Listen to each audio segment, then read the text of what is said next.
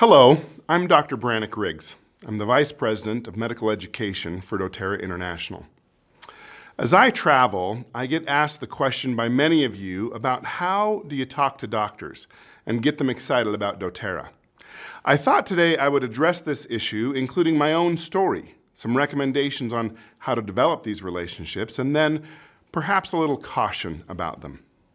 Developing partnerships with local physicians and practices is very important. I would look at this. Here's what doctors need. Number 1, experience. Number 2, research. Number 3, drive. And number 4, relationship. So first, they need an experience. You can share your own experiences with oils, but remember that they're hearing about all sorts of patients' experiences with things in their practice. Usually, just hearing about your story will not convince them to start recommending essential oils. They need a personal or a family experience. Once they see the power that an oil has to alter physiology, they become interested. Now, next, you have to speak their language. We are trained to speak the language of science. We need research to support what we have seen. There are 2 main sites that I use in my everyday practice. Aromatic Science is a great site for all things essential oil. There you will find things listed by oil, by chemical constituent of the oil, or by body system. The other site that I refer to often is the National Institute of Health PubMed site. PubMed comprises more than 30 million citations for biomedical literature from around the world.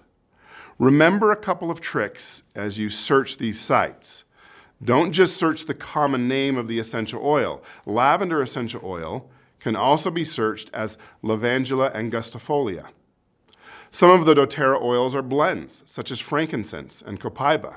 When looking at research for these oils, you'll want to choose a name of one of those listed on the bottle. Frankincense is a blend of 4 types of boswellia to give us a more full spectrum of chemistry of this beautiful oil, and copaiba is the same.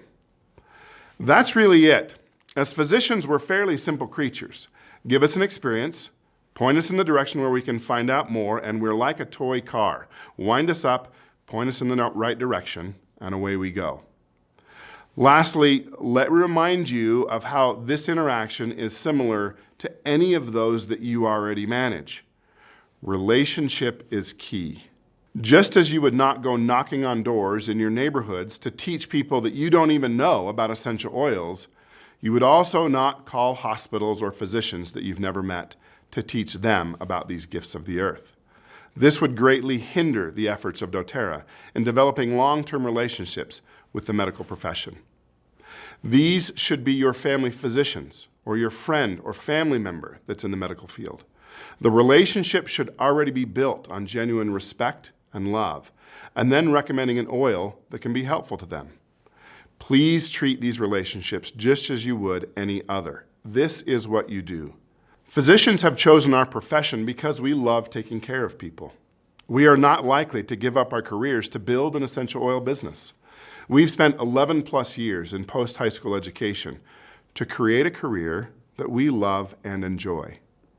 Lastly, when it comes to physicians selling something out of their offices, there are ethics involved and in some countries, laws involved. We hold in high esteem the trust that patients give us when seeking advice from us for their medical care. We must be able to recommend care based on an unbiased opinion. In some countries, if we are to benefit financially from a recommendation, we must disclose that to the patient before they decide what to do. Please keep those things in mind as you approach our physician friends. Now, usually I end my talk saying thank you for your time and attention. This time, I would like to end slightly different. Thank you to all of our healthcare heroes. Thank you to all of our first responders who deal with challenges on the front lines. Thank you to all of the hospital workers who serve the sickest of the sick, putting themselves at risk to help others. And thank you to all of the primary care providers and staff who are losing sleep at night worrying about their at-risk patients and those that have already become ill. Thank you for all the nurses who advocate for their patients on a minute-by-minute basis. And thank you to all of the support staff that make the healthcare system work.